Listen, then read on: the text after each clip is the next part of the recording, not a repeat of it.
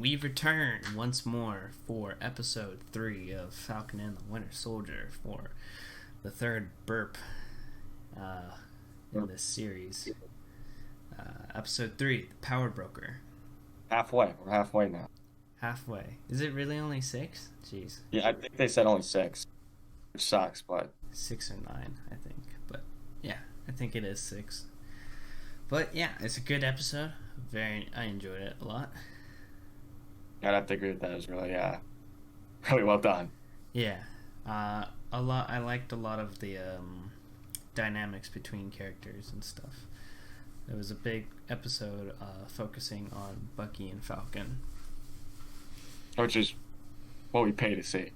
Exactly. That's what we want. So we start off with an ad for the GRC. I'm sure that I actually meant to look that up. I did not, so I don't know if that's a comic thing. It might or may not. But we see that Captain America is a part of this council. Well, we don't need to define council. But basically, it seems that this establishment is here to help get the world back on its feet after the blip, which it said in its little ad. And then we see Captain America is a part of this program. Yeah, working with them. That very next scene is him getting out of that van. Yeah, doing a raid on somewhere in Germany, I believe. I think it's Munich. It's Moonrich Journey. I don't know how you pronounce that. I probably butchered that. Yeah, but we see that Cap is trying to find information on the Flag Smashers. He's not doing so well, and he's just an angry guy. Yeah, you see a very different side of John Walker that we kind of got a tidbit at the end of last episode. And Hoskins kind of has to talk him down from getting too hard on the guy that was harboring Carly last episode.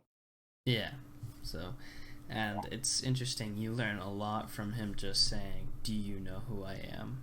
It's like, it's something Steve would have never said. Like, he doesn't use his status or name as a badge. Yeah, as a leverage. Yeah, as leverage. Yeah, it was very interesting. He was very overpowering, it felt like. Yeah. I almost was like, is he just gonna outright, kill this guy? Just slam the shield into his face? I was waiting for, a punch in the face and him just getting knocked out. Yeah.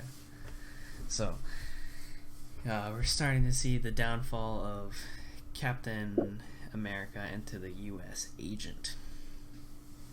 So, immediately from there, we go to talking with Zemo, which is a great scene. I love it. Anything with Zemo, I loved in this episode. Zemo is a very funny character this episode. Zemo was so intelligent and sarcastic that it works so well. I was just like, he's planning some things. So, do you want to go over the scene, or? So we see Bucky and Sam go to this prison in Germany, obviously, to talk to Zemo. And when they're going in, Bucky's like, he doesn't like Avengers, you shouldn't come in with me. So Bucky goes in to talk to Zemo by himself, which is very off-putting considering their history. And the very first words Zemo says are the code words to activate the Winter Soldier. So that was, I had a feeling that was the first thing that I was gonna be, was Zemo just like, does this still work on you? Can you get me? No? Okay. Alright. But yeah, Bucky talks with Zemo. Zemo's like, well, I mean, I do. I know the answer to your question. But... And so from there, after the scene, the Bucky and Zemo just kind of talking, going, asking questions, what do we need? We see Sam and Bucky talking eventually in this garage looking place, and they're talking about, well, we kind of need Zemo to get out, so hypothetically. So it's revealed that Bucky nonchalantly pushed a little movement for Zemo to kind of wiggle his way out. Yeah. Totally broke out with little to no effort. Yeah, it's very interesting how easy it seems so easy for Zemo. Well, I'm sure Zemo was like, I have like 6 plans, all depending on what circumstance I really want to get out of this prison immediately. And just having an assistant was like, all right, this is plan number 4A. Here you go. Here's your role. So after we see, which a very cool scene of Zemo breaking out, I thought was really dope. Yeah. We're back in the garage and we see Zemo in the prison guard outfit, and Sam is just not having it. Both of them are like arguing. They're both like, "Shut up, Zemo! No." No, they keep cutting off Zemo. It's pretty good. It's a fun dynamic that I think I didn't expect. Yeah, it's definitely Zemo just like biting his tongue for the moment. He's like, I'm gonna win. I will beat you at this game. And so you were right on your prediction. Actually, you said Last episode I was hoping, I predicted that we were gonna see a team up, Zemo with the boys, you got that. but we haven't seen him fight John Walker yet, so we'll see. No, we haven't seen that, but I feel like it's coming. I think that's probably the next step. Yeah. So from there, we start heading on over to Madripoor, and of course, Zemo is just grabbing all of his gear. He gets this sick trench coat. I just think it looks so cool on him. Like, he just... From his, like, hella nice car collection. Yeah, from his amazing classic cars and from all of his family members. And then he also grabs the purple mask, the iconic purple mask. Doesn't seem to have the reasoning behind it that I was guessing, which that's fine. We get the reveal that Zemo is actually royalty. He is a baron, and so we finally get Baron Zemo. He's quite literally a baron. He's literally a baron. It's not like this is his title because it sounds... No, he's legitimately royalty from Sokovia, or he was royalty. And Sam is like, "You're rich." And I love the amazement. Wait, Sam. so you're just rich? Yeah. I love I love the butler. Just this, but he's just like having fun with his butler as if nothing was wrong. I love how the butler doesn't question anything too. He's like, "Master Zemo's here." It's been a little bit, sir. I'm sorry about the champagne. It's not perfectly cold. And the expired food. Good stuff. So we eventually get to Madripoor, which is a big comic location for the X-Men, which... They're, of course, setting up for that next step which I assume would be like the next phase of the MCU. Yeah, phase 4-ish. Because the Mutants movie, that was announced, right? It's called The Mutants. Is it that official? I don't know. I think so. I think that was when Black Widow was also being announced. Yeah, we get to see this. We get to see Bucky pretending to be the Winter Soldier. We get Baron Zemo he's Baron Zemo. He doesn't really change. And then Sam... Smiling Tiger. I didn't look that up. I should have looked up Smiling Tiger. So Smiling Tiger, with off the top of my mind, is a comic book character that was a part of the Thunderbolts. Yes, off the top of our mind. And we've been talking about the Thunderbolts very briefly, especially with Zemo, and there was definitely somebody else we talked about last time besides Ross.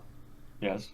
Yeah, so Thunderbolts are being steadily set up along with the Young Avengers, so... it's coming together slowly but surely. But of course, we don't actually see the Smiling Tiger this episode. It's just Sam. Yeah, it's just a kind of a joke saying that Sam's like, oh wait, he does kind of look like me. So we see Madripoor, and we get a lot of talk about the Power Broker, but we never see him this episode, which is an interesting thing. We just see like his presence in Madripoor as this figure, Definitely. as they call him, the judge, the jury, and the executioner. Yeah, so he's clearly some kind of big guy, and I think he's the guy who had texted Carly like, "I'm gonna kill you. You stole from me." So I Yeah, think that's what that is. we found out this episode that the power broker was using Doctor, what's his name? I forget. Nagled. Power broker is using Doctor Nailed Wilfred Nagled. to make super soldier serum, which Carly stole from the power broker. Yeah, so we'll go and dive into more of that. But we also meet with Selby, which is just, I looked into her, completely just a character with the same name from the comics, but completely different in every way, seeing as Selby in the comics is a black male. Not a British female. So yeah, but so let me check, was there anything, but Selby does deal with the X-Men, so another X-Men connection there. But yeah, other than that, Selby's there, she's got information, she tells us about Wilfred Niggled, and then she dies pretty quickly. It was like one shot through the diaphragm. We also kicked over that fight scene in the bar with Bucky. Oh yeah. Just beating the shit out of everybody. We just see classic Winter Soldier taking names and leaving no survivors. Or he left survivors. Nobody died, but he not that all prides were squashed. So after Selby dies and the boys are all on the run, it's just like frantic, there's a bounty on everybody's head, get out of there, go, and then people start dying around the boys, and then we find out we see Sharon Carter. Yup, she pops out and she's just angry now. That's her character, she's angry. Yeah, she makes her first appearance since, I think, Civil War, right? Civil War, she's been on the run since Civil War. She's quite angry about it. Yeah, she's had to become quite the entrepreneur, as they say. Yeah, so she's selling stolen, legitimate art like Monet and Van Gogh. So then those are big names. If you're not a part of the art world, those are very big names. It's a joke, because I'm an artist. Artiste, actually. Artiste. But yeah, so we meet Sharon. Sharon's just kind of like reluctantly helping them for like the only reason that they knew each other before this. And then we get an awesome party, which is hilarious, again with Zemo. Yeah, with the little Zemo dance. It's just... Zemo just grooving out on the dance floor. So it's just so weird. I love it. Yeah, Zemo shows a very different side than what we got in Civil War. Yeah. He's not the completely cold and calculating guy. He's more of like, I've got a plan, and I'm pretty chill, and I'm playing this part for you. Dance time. So after the party, we finally go find Nagled, Wilfred. We go find Wilfred. Yeah, they go to his lab with the shipping docks, which we saw some scenes in the trailer from the shipping dock. Yep, we saw some scenes of Sharon kicking butt. She continues to do that, but this time kind of John Wick style, just kind of killing anybody and everybody. Out for blood this time. Out for blood, chucking these massive Bowie knives at everybody. So that poor guy that like blocked with his forearm and then had to rip the... Ow! If this was Daredevil, though, we would see all the blood all over everybody, but it's not. There was a moment where she picks up someone's gun and she shoots him in the head, and there's just no blood. It's just like, blood. No blood. Very PG-13. PG-13. Yeah, so we meet Naggold after Sharon's kicking butt during this entire time, and we learn that there are 20 serums derived from Isaiah Bradley's blood, but they never mention his name. They just call him an American test subject. American test subject. Yeah, I mean, there isn't a whole lot to discuss. We find out the Flag Smashers stole the serums, and they've used 8 of it, so there's 16, or that's not math. There's 12. There's 12. Whoa. Whoa. Bad math alert. Holy. What happens next?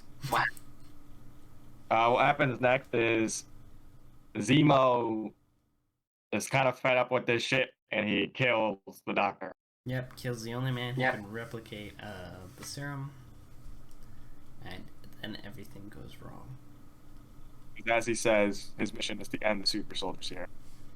And the super soldier serum, and the bounty hunters that Sharon was fighting that want to claim the bounty on the boys' heads launches an RPG straight into the containers that they're in.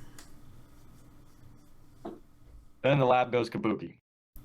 Lab goes kaboom. There's nothing left. It's all burning away, so that's good, I guess. Zemo's getting his wish after all. And then Zemo splits off from the group. And at this point, I was like, this is where he escapes. This is where his master plan comes into play. That's what I was thinking through this whole time.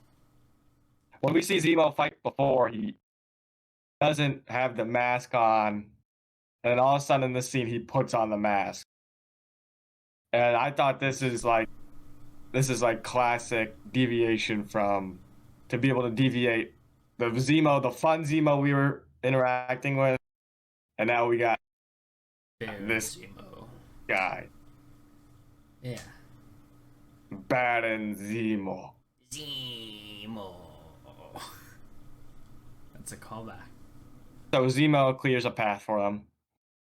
As they're getting away, Zemo pulls up in a GTO, which is just cool. He's like, it's supercharged. Yes, this explains everything. Sharon stays behind, chilling in Madripoor because she's a war criminal. She's wanted. Sharon this episode, very suspicious to me. Sharon is up. Oh yeah, she's very suspicious. I even have in my notes here. It's like, is Sharon a bad guy? Is she bad? She might be. I actually thought she was gonna trap him in a shipping container when there was nothing in there at first. I was like, oh, she's probably working with a power broker or something. Yeah, I definitely thought that was gonna be a trap, and then it wasn't. And I was like, okay, thank you for the twist, or the non-twist, the anti-twist. Twist of not having a twist. Anti-twist. So we then see a brief bit of the Flag Smashers. We haven't talked a whole bunch about them. That's just because there isn't a whole lot to talk about them right now. They're just doing small things. I'm sure they're building up to a master plan, but they're just providing supplies and medicine to people who need it. Well, we also find out that Carly's mom, I think it's her mom, right? I think so. It's either her mom or someone she views as a mother. Yeah, died from tuberculosis in a resettlement camp. And then they blow up a building with people inside. It's This episode, you see Carly, you kind of feel a little empathy for Carly and her mom, and then at the very end, you lose it all because her partner's like, we got to get back in there and save those people, and she's like, let them burn. Oh. Well, I just blew up that building. They deserve it. We gotta send a message. It's the only thing they understand. And then John Walker's just getting more and more unhinged. Yeah, we also see which the prison Zemo's in. And they announce, they nonchalantly say, Huskin says, so this one's off the book. So you know things are about to get real ugly since this is an unofficial off-the-books Captain America and Battlestar mission. So they're unrestricted. They don't have the government on them right now. he's gonna go wild. He's just gonna shoot people. Experiencing technical difficulties. Yeah. Experiencing technical difficulties. Now I can't even see him. He's gone. And I admitted this is probably gonna be put in the episode because it's silly. Technical difficulties. Yeah. He can't hear me, and I can hear him, and you can hear me, but he can't hear me. Da da da da da da da da da da da da da da da da. Please stand by. Please stand by. Please stand by. I got new headphones. They're nice. He's dead. Then we get more talk about Shield and who should be Captain America between Sam and Bucky. So there's a little bit more about that. Bucky just kind of being like, I will take the Shield. Yeah, we see Bucky kind of take this initiative, like, if Sam's not going to be Captain America, I'll take the shield and I'll hold this symbol. Yeah, which is kind of what I had wanted during Endgame. I kind of wanted Bucky to have it so that Bucky could kind of get a second chance, because I think Sam is the Falcon. He's his own hero, but Bucky doesn't really... He hasn't really established himself as a hero in the eyes of the public, so... Yeah, he's trying to pick up the pieces from being the Winter Soldier. Yeah, so there's a little bit of that, and then we get the boys all arrive to their location. They're going to meet somebody. They're talking about the Sokovian monument, and then Bucky notices something in the dirt. Yeah, he notices some beads that we've seen from a other movie. Continue. Oh, and it's revealed to be Wakandan beads, of course. And we see a Wakandan soldier. Darmalage, I believe. Yeah, we see someone and they're saying, we gotta kill Zemo. They say kill? No, we're here for Zemo. I'm here for Zemo. And that's where the episode ends, which is unfortunate because I don't want to wait a whole week. Oh, The Return of the King. Review time. Review time. Solid 8 on the scale. Definitely a solid 8, maybe 8.5. Put last episode. We put the last episode at an 8.